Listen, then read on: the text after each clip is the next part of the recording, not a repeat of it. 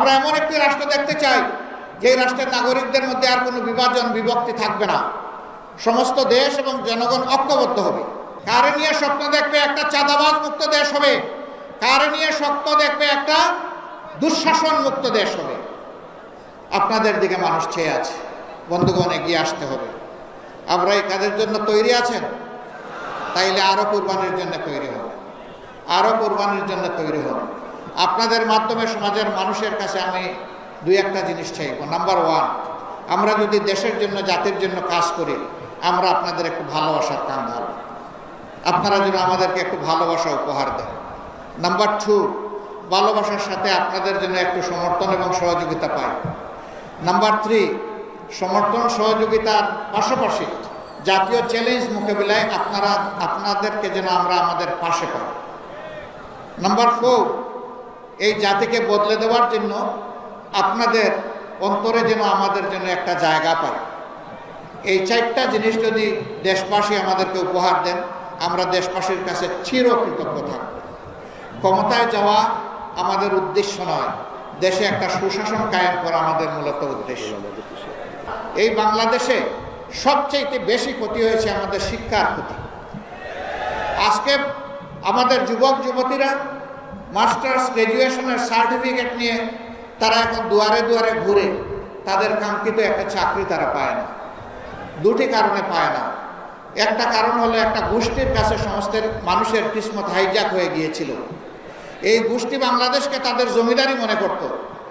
তাদের আনুগত্য যারা করবে না, তাদের জন্য এই দেশে বাঁচার কোনো অধিকার ছিল না। তাদের হাবভাবটা এরকম ছিল বন্ধুগণ। এখন তারা বিদায় নিয়েছে, এখন তো সেইটা থাকা উচিত নয়। কিন্তু শিক্ষা ব্যবস্থার যে বিধ্বস্ত অবস্থা, শিক্ষার যে মান হওয়া উচিত, বিশেষ করে নৈতিক মান থাকা উচিত, আমাদের শিক্ষা ব্যবস্থা এটা একেবারেই চলে গেছে, নাই। আমরা ইনশাআল্লাহ এই দেশটাকে শিক্ষা দিয়েই প্রথমে গড়া শুরু করবো, আল্লাহ যদি আমাদেরকে তৌফিক দেন। কারণ শিক্ষা জাতির মেরুদণ্ড। যেই জাতিতে জ্ঞানী এবং শিক্ষিত মানুষ তৈরি হয়, এই জাতি বিশ্বের দরবারে বুক উঁচু করে দাঁড়ায়। আর যেই জাতিতে জ্ঞানী এবং শিক্ষিত মানুষ থাকে না, এই জাতি সবসময় বিশৃঙ্খলা এবং বিপর্যয়ের মধ্যে পড়ে থাকে। আমরা আমাদের জাতিকে আর বিশৃঙ্খলায় ফেলতে দিব না কাউকে, ইনশাআল্লাহ। আমরা এমন শিক্ষা উপহার দিতে চাই যে আমাদের সন্তানেরা শিক্ষার পাঠ চুকিয়ে যখন বের হবে, সাথে একটা সার্টিফিকেট নিয়ে শুধু বের হবে না, সাথে একটা কাজ নিয়েও বের হবে, ইনশাআল্লাহ। আমরা এমন একটি রাষ্ট্র দেখতে চাই, আমরা এমন একটি রাষ্ট্র দেখতে চাই যে রাষ্ট্রের নাগরিকদের মধ্যে আর কোনো বিভাজন বিভক্তি থাকবে না। সমস্ত দেশ এবং জনগণ ঐক্যবদ্ধ হবে। এই ঐক্যবদ্ধ নাগরিক সমাজই একটা ঐক্যবদ্ধ দেশ করবে, ইনশাআল্লাহ। মুক্তিযুদ্ধের পক্ষে বিপক্ষে আর কত চেতনার বড়ি বিক্রি করবেন আপনারা? অনেক করেছেন। 53টা বছর এই জাতির কপাল থেকে আপনারা ছিনিয়ে নিয়েছেন, জাতিকে আপনারা দাসে পরিণত করেছেন। আমরা আর কারো দাস হব না, ইনশাআল্লাহ। মুক্তিযুদ্ধের চেতনা আপনাদের কোথায় যায়? যখন ভারতের প্রধানমন্ত্রী বলে বিজয় দিবসটা 16 ডিসেম্বর ভারতের বিজয়, বাংলাদেশের নামে একটা শব্দ পর্যন্ত উচ্চারণ করে না, তখন তো আপনাদের মুখে আমরা কোনো বুলি দেখি না।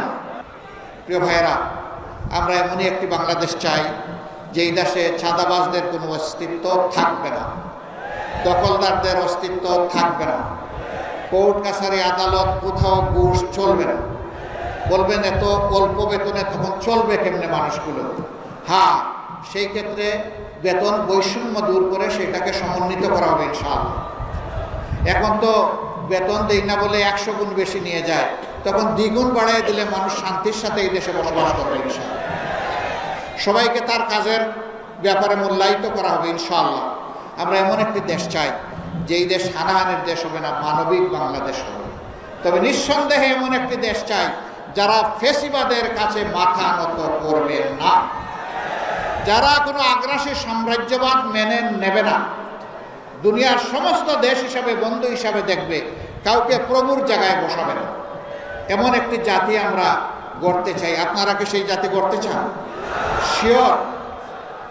বাংলাদেশ জামাত ইসলামী অঙ্গীকারবদ্ধ। আপনাদেরকে হাত মজবুত করতে হবে, দিল শক্ত করতে হবে, কদম চালু করতে হবে, দৃষ্টি প্রসারিত করতে হবে।